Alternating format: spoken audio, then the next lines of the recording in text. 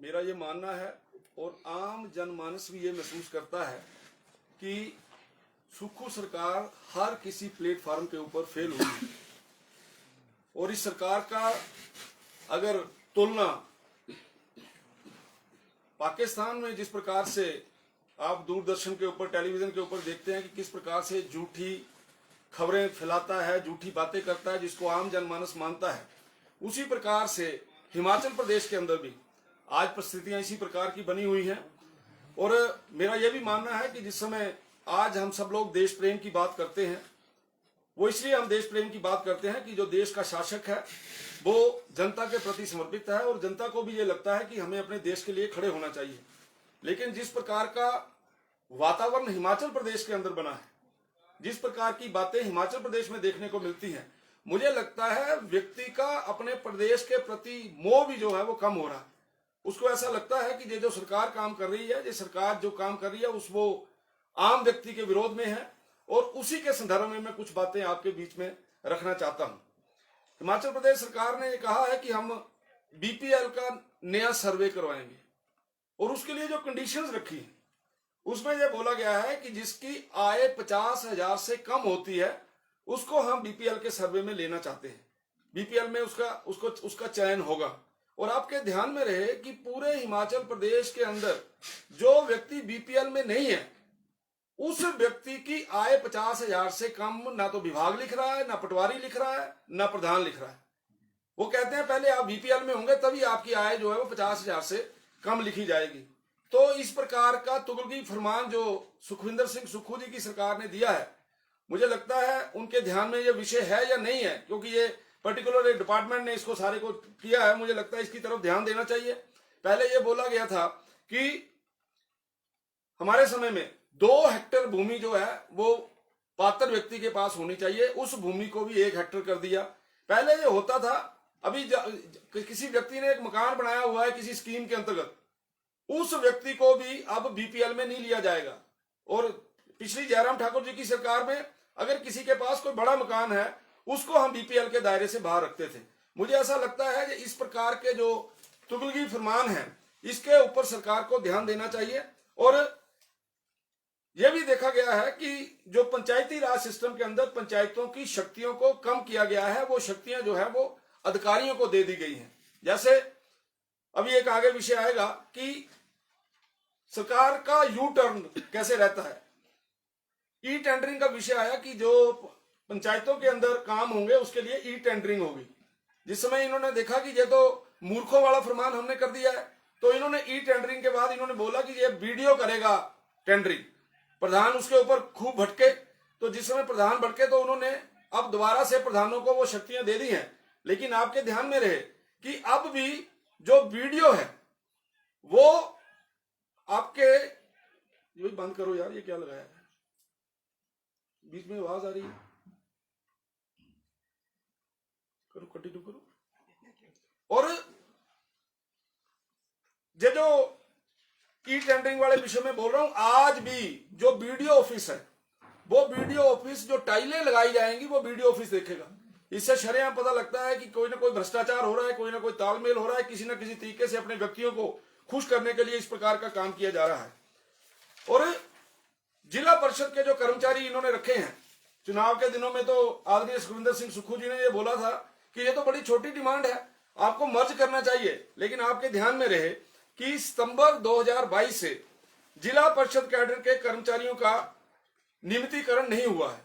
उनका जो डीए है वो भी फ्रीज कर दिया गया है। ये जो सरकार बोलती थी कि हम सब वर्गों का ध्यान रखेंगे, आज स्थिति ये है कि ग्राम केंद्र सेवक, सिलाई अध्यापक, पंचायत चौकीदार, इनका जो मानदेय है वो पिछले 5 महीनों से नहीं मिला है। और आपके ध्यान में यह भी आया होगा कि एक नोटिफिकेशन सरकार ने जारी की है कि जितनी भी अनस्पेंड मनी है उसको वापस किया जाए। सरकार की हालत कितनी खराब है। मैं तो ये चाहता हूं, मेरा आपके चैनलों के माध्यम से एक निवेदन रहेगा इस सरकार को कि ये सरकार अच्छे अच्छे जो चौक हैं जहां पे भारी भीड़ रहती है वहां कटोरा लेके बैठे मंत्री और मुख्यमंत्री, ताकि वहां से जो पैसा जो है वो इकट्ठा कर सके। इनकी हालत ये है कि जितनी अनस्पेंड मनी है। और एक इसमें विषय इतना इंटरेस्टिंग है कि पंचायतों के पास केवल और केवल आय संपत्ति का साधन होता है, वो 15-20 हजार रुपया बनता है। उसके अलावा ये जो विकास के काम है, इनके ऊपर जो ब्याज मिलता है, वो जो पैसा है वो पंचायतों के जो पंचायती राज सिस्टम है उसमें उनका मदद होती है। लेकिन आपके ध्यान में रहे कि पिछले वर्ष पंचायतों ने प्रत्येक पंचायत से 25-25 हजार रुपया हर पंचायत से नल मित्रों की ट्रेनिंग के लिए लिया गया। और आपके जिला कांगड़ा में कांगड़ा वैली महोत्सव हुआ है, उस कांगड़ा वैली महोत्सव के लिए भी 3200 रुपए की अगुवाई पर पंचायत की गई है। ये हालत इन पंचायतों की है। और अब ये बोला जा रहा है कि हम हर वर्ग का ध्यान रख रहे हैं, और हर वर्ग के ध्यान में सबसे छोटी इकाई पंचायत चौकीदार होती है। आपके ध्यान में रहे कि जिन चौकीदारों ने 10 वर्षों का कार्यकाल पूरा कर लिया है, उनको भी रेगुलर नहीं किया जा रहा, और 900 के करीब पंचायत चौकीदारों के जो पद जो हैं वो खाली पड़े हुए हैं।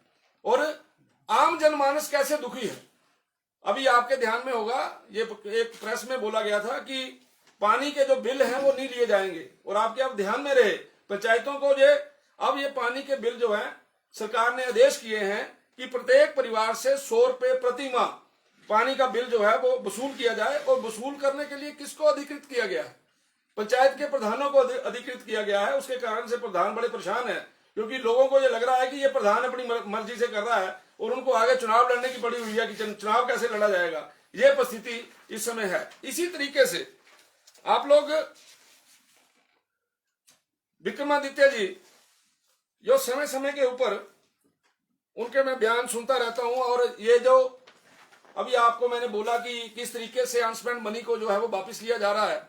और ये विक्रमादित्य जी ने 21 फरवरी को एक बयान दिया था कि लोक निर्माण विभाग के 385 करोड़ की सभी पुराना भुगतान जो है वो कर दिया जाएगा। ये उन्होंने 21 फरवरी को बोला। 19 अप्रैल को उन्होंने बोला कि 30 अप्रैल तक पीडब्ल्यूडी के सभी छोटे ठेकेदारों को भुगतान कर दिया जाएगा। और पिछले कल बोला कि लोक निर्माण विभाग को 90.72 करोड़ की छोटे ठेकेदारों के भुगतान अगले कुछ दिनों में किया जा रहा है। यानी एक मंत्री किस प्रकार से बोल रहे हैं। और हालत यह है कि जो ठेकेदार हैं उनको जो है वो पेमेंट्स नहीं मिल रही, ठेकेदारों को उनका भुगतान नहीं हो रहा। मैंने पहले भी ये आरोप लगाया था कि ये जो मुख्यमंत्री बोलते हैं इनके ऊपर कौन विश्वास करे। और ये जो मंत्री बोल रहे हैं, जिनकी ये 3 स्टेटमेंटें मैंने दी हैं, 3 स्टेटमेंटें अलग अलग दिनों में अलग अलग महीनों के अंदर इन्होंने इस प्रकार से बोला है। इसी तरीके से आपके ध्यान में और रहे कि आम जनमानस क्यों परेशान है। आम जनमानस इसलिए परेशान है कि आपने अभी देखा होगा कि एचआरटीसी में जो न्यूनतम किराया है उसको 10 रुपए कर दिया है। और जब देश के अंदर ऐसी परिस्थिति बनी हुई थी, युद्ध चल रहा था, तो ताकि लोगों का ध्यान उस तरफ रहे, 15% जो है किराया और बढ़ा दिया गया है। आम व्यक्ति जो है इन सारे विषयों से दुखी है। और यह भी सुनने में आ रहा है कि एचआरटीसी जो महिलाओं को हमने 50% छूट दे रखी है, उसके ऊपर भी मुझे लगता है आने वाले दिनों में, क्योंकि प्रेस के अंदर हम पढ़ रहे हैं लगातार, आने वाले दिनों में वो 50% की छूट जो है वो भी जो है वो बंद होगी। इसी तरीके से बिना एनओसी के जो लगाए गए 45,000 बिजली के मीटर हैं, वो उनके ऊपर जो है जिनके एनओसी नहीं ली गई है, उनसे भी भारी भरकम पैसा जो है वो आम जनमानस से लिया जा रहा है। और इसी तरीके से मैं यह भी बताना चाहता हूं, बिजली वाला जो विषय है, इसको मुझे लगता है कि यह भी प्रमुखता से इसके ऊपर आपका ध्यान जाना चाहिए कि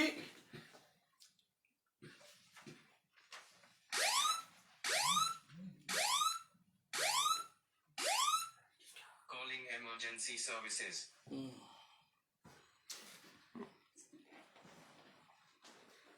हमारे जो डोमेस्टिक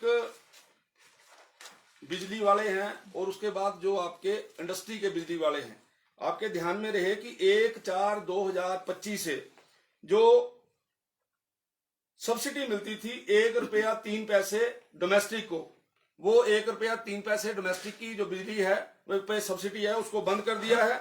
और इसी तरीके से स्मॉल और मीडियम इंडस्ट्री और उनको नाइट रेट चार्जेस भी मिलते थे, वो भी जो सरकार ने है वो बंद कर दिए हैं, जिसके कारण से आम जनमानस में और औद्योगिक जगत में बहुत बड़ा रोष है। इसी तरीके से आपके ध्यान में और रहे कि इलेक्ट्रिसिटी ड्यूटी जो है उसमें भी मिल्क सेस और इन्वायरमेंटल सेस लगा दिया है। मिल्क सेस और इन्वायरमेंटल सेस केवल और केवल किसी पर्टिकुलर कैटेगरी का नहीं है। ये जो सेस है, मिल्क सेस जो है, वो सभी कैटेगरीज को लगा है, ऑल कैटेगरीज 10 पैसे लगाया गया है। और जो इन्वायरमेंटल सेस है वो स्मॉल इंडस्ट्री को लगा है 2 पैसे पर यूनिट, मीडियम इंडस्ट्री को लगा है 4 पैसे पर यूनिट, लार्ज इंडस्ट्री को लगा है 10 पैसे पर यूनिट, कमर्शियल को लगा है 10 पैसे पर यूनिट, टेम्परेरी कनेक्शन को लगा है 2 रुपए पर यूनिट, स्टोन क्रशर को लगा है 2 रुपए per unit, EV charging station को लगा है 6 रुपए पर यूनिट। यानी किस तरीके से सरकार आम व्यक्ति के ऊपर ये इस तरीके का बोझ डाल रही है, और बोझ डालने के कारण से आम जनमानस जो है वो परेशान है। इसी तरीके से जो हमारे जमाने में अगर किसी ने 5 किलोवाट का कनेक्शन लेना होता था तो उसको 50 रुपए देने पड़ते थे, आज की तारीख में उसको 100 रुपया देना पड़ता है। 5 किलोवाट के कनेक्शन से आगे के लिए 100 देना पड़ता था, आज की तारीख में उसको 200 देना पड़ रहा है। 10 केवी के लिए हम 250 रुपए लेते थे और आज की तारीख में वो 400 रुपया देना पड़ रहा है। इसी तरीके से आपके ध्यान में रहे कि इंस्पेक्शन फीस जो होती थी उसका कंपैरिजन भी आपको पता होना चाहिए। इंस्पेक्शन फीस 5 किलोवाट तक हम लेते थे 100 रुपया, अब ये ले रहे हैं 300 रुपया।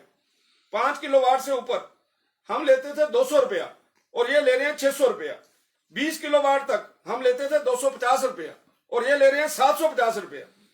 50 किलोवाट से ऊपर ये लेते थे हम लेते थे 300 रुपया, ये ले रहे हैं 900 रुपया। 100 किलोवाट पर हम लेते थे 500 रुपया, ये ले रहे हैं 1500 रुपया।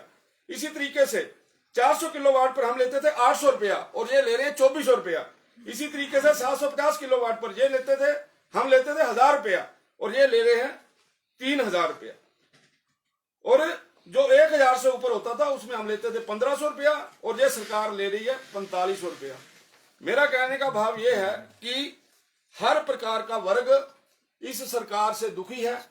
इस सरकार के अंदर समय समय के ऊपर आप ये देख रहे हैं कि किस तरीके से, चाहे वो इलेक्ट्रिसिटी चार्जेस की बात हो, आम इंडस्ट्रियलिस्ट के साथ आप बात करेंगे तो काम करने की गति बहुत कम हो गई है। यहाँ पे जो इंडस्ट्रियलिस्ट है उन लोगों ने यहाँ पर लो जो परसेंटेज के ऊपर, लो एफिशिएंसी के ऊपर इंडस्ट्रियां अपनी चला रहे हैं और हजारों जो बच्चे हैं वो बेरोजगार हो रहे हैं। और मेरा तो ये बोलना ये है इस सरकार के प्रति, पहले इन्होंने वन मित्र रखे, फिर पशु मित्र रखे, फिर अब पक्षी मित्र रखे जाएंगे और ये बोल सकते हैं आप कि इसी प्रकार से ये मित्र रखते रखते ये सरकार तितर बितर हो जाएगी। आपका किसी भी डिपार्टमेंट के अंदर, किसी भी विभाग के अंदर अच्छे तरीके से वहां पर रिक्रूटमेंट नहीं हो रही है। हिमाचल प्रदेश का नौजवान परेशान है। इसलिए आप सब लोगों के माध्यम से मैं सरकार को यह सचेत करना चाहता हूं कि वो आने वाले दिनों में जो वो निर्णय ले रही है उन निर्णयों के ऊपर ध्यान दे, उन निर्णयों को लोक हित में कन्वर्ट करे ताकि आम जनमानस को राहत की सांस मिले।